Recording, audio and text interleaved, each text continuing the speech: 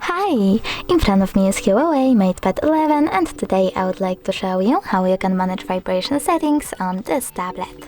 Start by accessing settings and scrolling down a bit. Now choose sound and vibration over here and click on vibration. This way you will mute your device completely and leave only vibrations.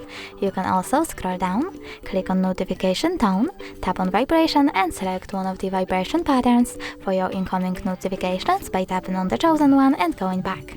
You can also disable them by tapping on none. Go back, scroll all the way down and tap on more settings. Over here click on the switches next to vibratory ringing and system haptics to enable or disable vibrations for those two features. Thanks so much for watching. If you enjoyed this video, smash that like button, comment and definitely subscribe. Bye!